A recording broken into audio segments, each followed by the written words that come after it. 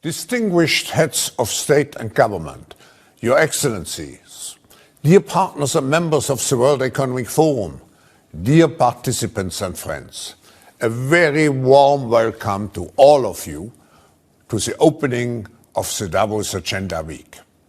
I'm delighted that such a great global audience is joining us today, bringing together key leaders from politics, business, and all aspects of society. 2021 is a pivotal year, decisive in so many ways to shape our future. 2021 will be the critical year to re-establish trust in our ability to shape our common future in collective and constructive ways. We must win the fight against the virus. We must reinvigorate global economic growth and make it more robust, more resilient, more inclusive, and more sustainable. And at the same time, we must accelerate the transition to a net zero economy. In view of this objective, it's my distinct honor and great privilege to introduce our opening speaker of the Davos Agenda Week, His Excellency Xi Jinping, President of the People's Republic of China. Mr. President, we all remember your historic speech in Davos in 2017. And unfortunately, in the last 4 years, the world has become in many ways even more interconnected, even more interdependent, but at the same time, more fractured and more polarized. Polarization has created the age of disagreement, which threatens to derail humanity. Now, we must come together to ensure that we capture the moment and move into the age of collaboration to build a better world. Mr. President, I could mention many initiatives that China has undertaken in the spirit of creating a world where all actors assume a responsible and responsive role. Mr. President, I believe this is the best time to reset our policies and to work jointly for a peaceful and prosperous world. We all welcome now His Excellency Xi Jinping, President of the People's Republic of China. Professor Klaus Schwab, ladies and gentlemen, friends, the past year was marked by the sudden onslaught of the COVID-19 pandemic. Global public health faced severe threat, and the world economy was mired in deep recession. Humanity encountered multiple crises rarely seen in human history. The past year also bore witness to the enormous resolve and courage of people around the world in battling the deadly coronavirus. Guided by science, reason, and a humanitarian spirit, the world has achieved initial progress in fighting COVID-19.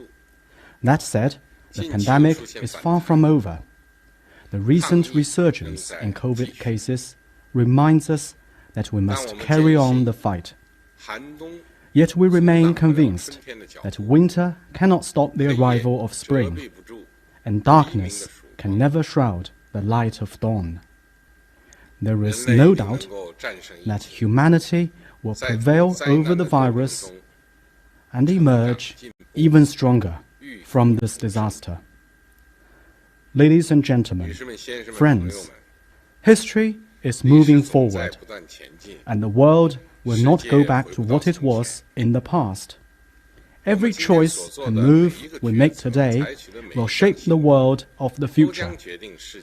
It is important that we properly address the 4 major tasks facing people of our times. The first is to step up macroeconomic policy coordination and jointly promote strong, sustainable, balanced and inclusive growth of the world economy. We are going through the worst recession since the end of World War II. For the first time in history, the economies of all regions have been hit hard at the same time. with global industrial and supply chains clogged and trade and investment down in the doldrums. Despite the trillions of dollars in relief packages worldwide, global recovery is rather shaky, and the outlook remains uncertain. We need to focus on current priorities and balance COVID response and economic development. Macroeconomic policy support should be stepped up to bring the world economy out of the woods as early as possible. More importantly, we need to look beyond the horizon and strengthen our will and resolve for change. We need to shift the driving forces and the growth models of the global economy and improve its structure, so as to set the course for long-term, sound and steady development of the world economy. The second is to abandon ideological prejudice and jointly follow a path of peaceful coexistence, mutual benefit and win-win cooperation. No two leaves in the world are identical, and no histories, cultures or social systems are the same. Each country is unique with its own history, culture and social system, and none is superior to the other. The best criteria are whether a country's history, culture and social system fit its particular situation, enjoy people's support, serve to deliver political stability, social progress and better lives, and contribute to human progress. The different histories, cultures and social systems are as old as human societies, and they are the inherent features of human civilization. There will be no human civilization without diversity, and such diversity will continue to exist for as long as we can imagine. Difference in itself is no cause for alarm. What does ring the alarm is arrogance, prejudice and hatred. It is the attempt to impose hierarchy on human civilization, or to force one's own history, culture and social system upon others. The right choice is for countries to pursue peaceful coexistence based on mutual respect and on expanding common ground while shelving differences, and to promote exchanges and mutual learning. This is the way to add impetus to the progress of human civilization. The third is to close the divide between developed and developing countries, and jointly bring about growth and prosperity for all. Today, inequality continues to grow, the North-South gap remains to be bridged, and sustainable development faces severe challenges. As countries grapple with the pandemic, the economic recoveries are following divergent trajectories, and the North-South gap risks further widening and even perpetuation. For developing countries, they're aspiring for more resources and space for development, and they are calling for stronger representation and voice in global economic governance. We should recognize that with the growth of developing countries, global prosperity and stability will be put on a more solid footing, and developed countries will stand to benefit from such growth. The international community should keep its eyes on the long run, honor its commitment, and provide necessary support to developing countries and safeguard their legitimate development interests. Equal rights, equal opportunities, and equal rules should be strengthened, so that all countries will benefit from the opportunities and the fruits of development. The fourth is to come together against global challenges and jointly create a better future for humanity. In the era of economic globalization, public health emergencies like COVID-19 may very well recur, and global public health governance needs to be enhanced. The Earth is our one and only home. To scale up efforts to address climate change and promote sustainable development bears on the future of humanity. No global problem can be solved by any one country alone. There must be global action, global response, and global cooperation. Ladies and gentlemen, friends, the problems facing the world are intricate and complex. The way out of them is through upholding multilateralism and building a community with a shared future for mankind. First, we should stay committed to openness and inclusiveness instead of closeness and exclusion. Multilateralism is about having international affairs addressed through consultation, and the future of the world decided by everyone working together. To build small circles or start a new Cold War, to reject, threaten, or intimidate others, to willfully impose decoupling, supply disruption, or sanctions, and to create isolation or estrangement will only push the world into division and even confrontation. We cannot tackle common challenges in a divided world, and confrontation will lead us to a dead end. Humanity has learned lessons the hard way, and that history is not long gone. We must not return to the path of the past. The right approach is to act on the vision of a community with a shared future for mankind. We should uphold the common values of humanity, namely peace, development, equity, justice, democracy, and freedom. Rise above ideological prejudice, make the mechanisms, principles, and policies of our cooperation as open and inclusive as possible, and jointly safeguard world peace and stability. We should build an open world economy, uphold the multilateral trading regime, discard discriminatory and exclusionary standards, rules, and systems, and take down barriers to trade, investment, and technological exchanges.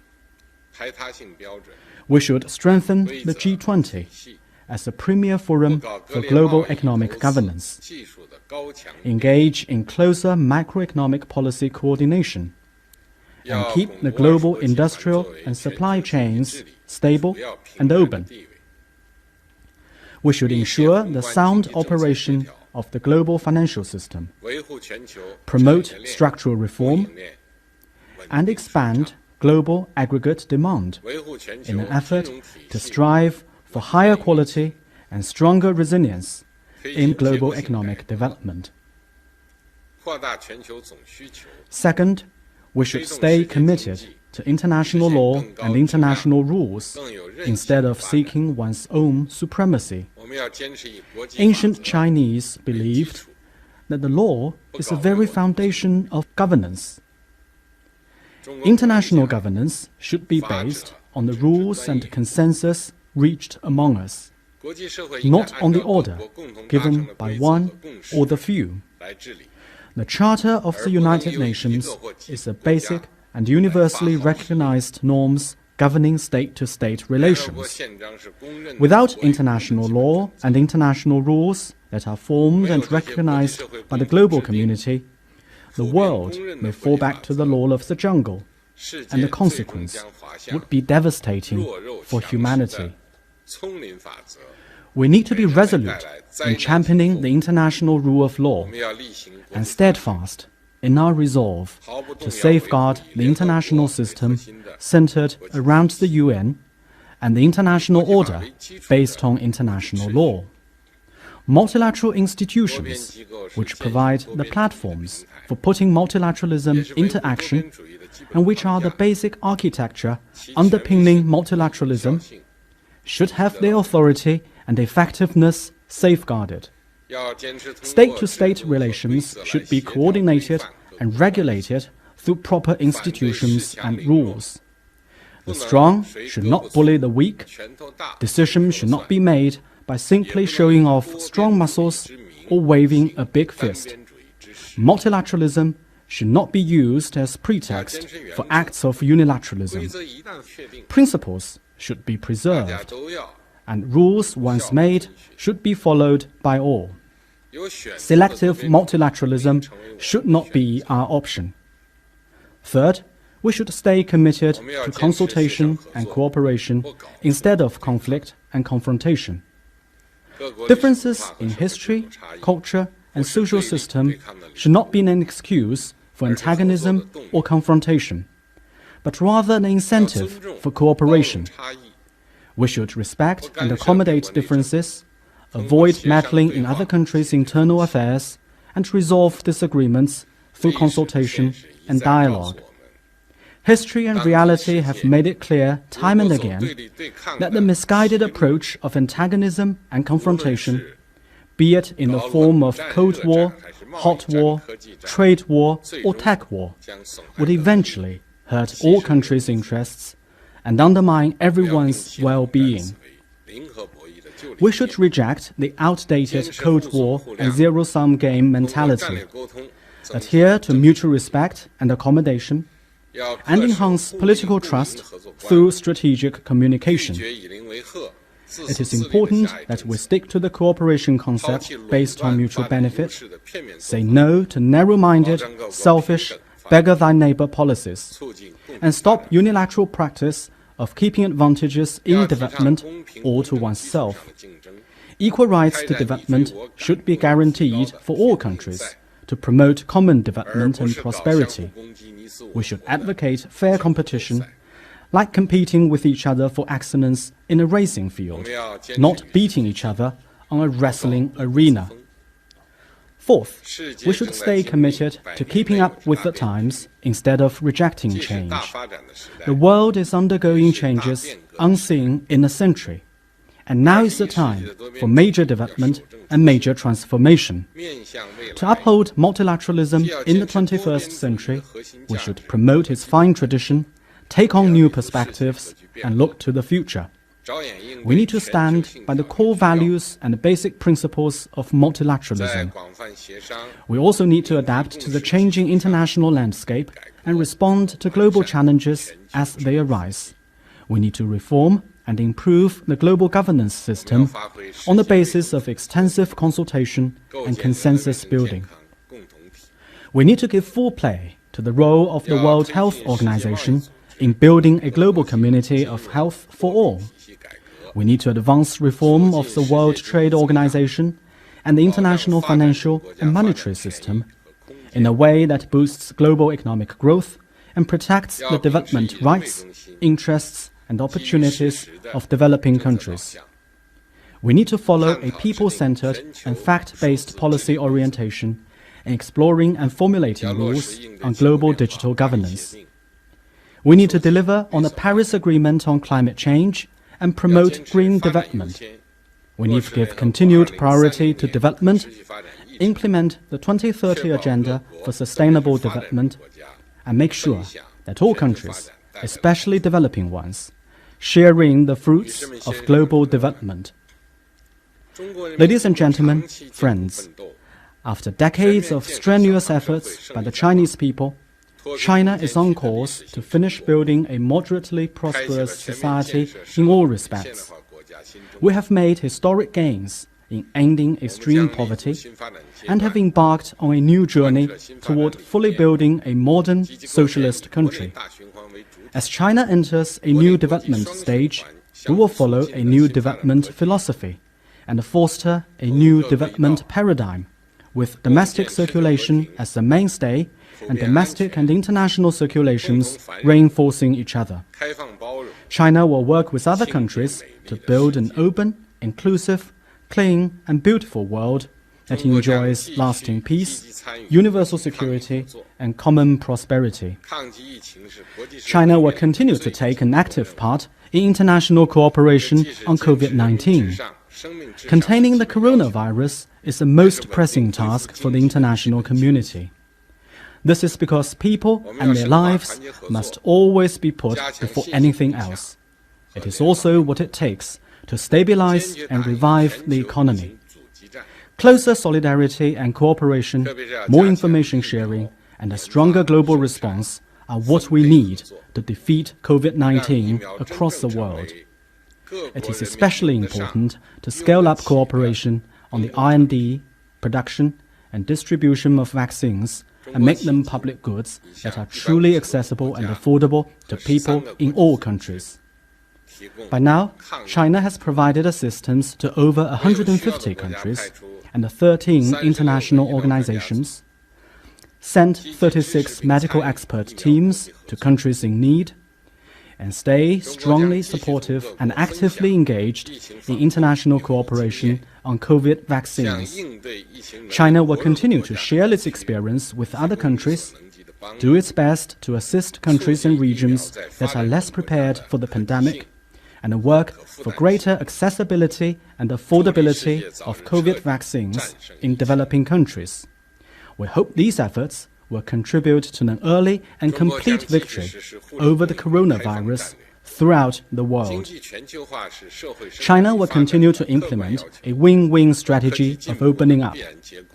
Economic globalization meets the need of growing social productivity and is a natural outcome of scientific and technological advancement. It serves no one's interest to use the pandemic as an excuse to reverse globalization and go for seclusion and decoupling. As a long-standing supporter of economic globalization, China is committed to following through on its fundamental policy of opening up. China will continue to promote trade and investment liberalization and facilitation, help keep the global industrial and supply chains smooth and stable, and advance high-quality Belt and Road cooperation. China will promote institutional opening up that covers rules, regulations, management, and standards. We will foster a business environment that is based on market principles, governed by law, and up to international standards, and unleash the potential of the huge China market and enormous domestic demand. We hope these efforts will bring more cooperation opportunities to other countries and give further impetus to global economic recovery and growth. China will continue to promote sustainable development.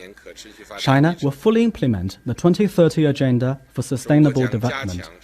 It will do more on the ecological front by transforming and improving its industrial structure and energy mix at a faster pace, and promoting a green, low-carbon way of life and production.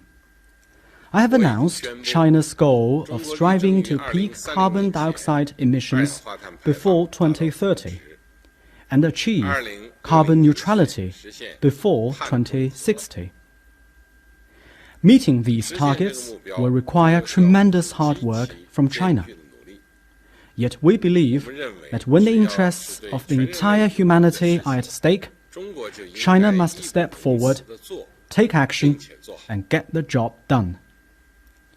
China is drawing up action plans and taking specific measures already to make sure we meet the set targets. We are doing this as a concrete action to uphold multilateralism and as a contribution to protecting our shared home and realizing sustainable development of humanity. China will continue to advance science, technology, and innovation. Science, technology, and innovation is a key engine for human progress, a powerful weapon in tackling many global challenges, and the only way for China to foster a new development paradigm and achieve high-quality development. China will invest more in science and technology, develop an enabling system for innovation as a priority, turn breakthroughs in science and technology into actual productivity at a faster pace, and enhance intellectual property protection, all for the purpose of fostering innovation-driven, higher quality growth. Scientific and technological advances should benefit all humanity, rather than be used to curb and contain other countries' development. China will think and act with more openness with regard to international exchange and cooperation on science and technology. We will work with other countries to create an open, fair, equitable, and non-discriminatory environment for scientific and technological advancement that is beneficial to all and shared by all. China will continue to promote a new type of international relations. Zero-sum game, or winner takes all, is not the guiding philosophy of the Chinese people.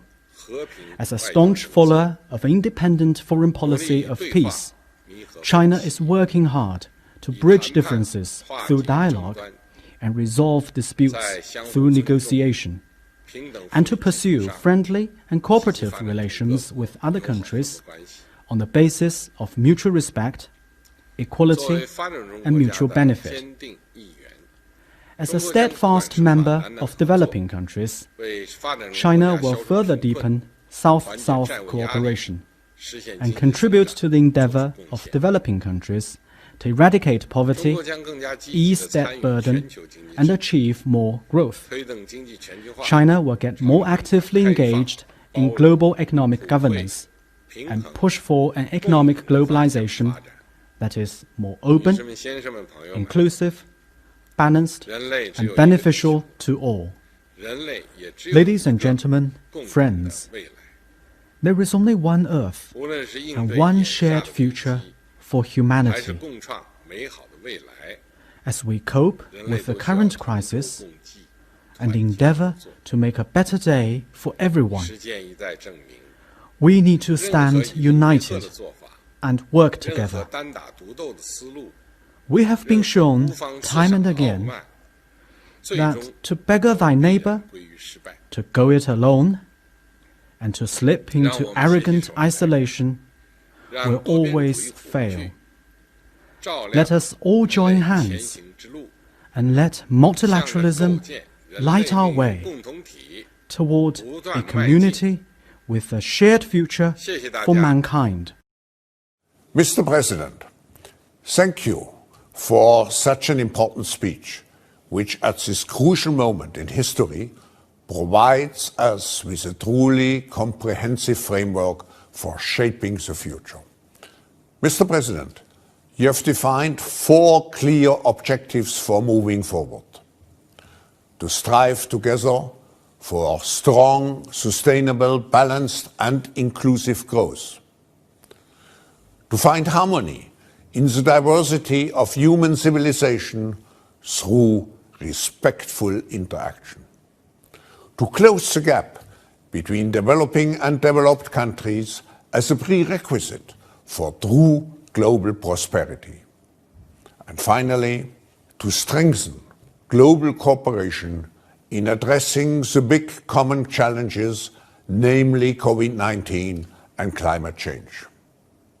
Mr. President, you also showed us the principles which should guide us on our common path.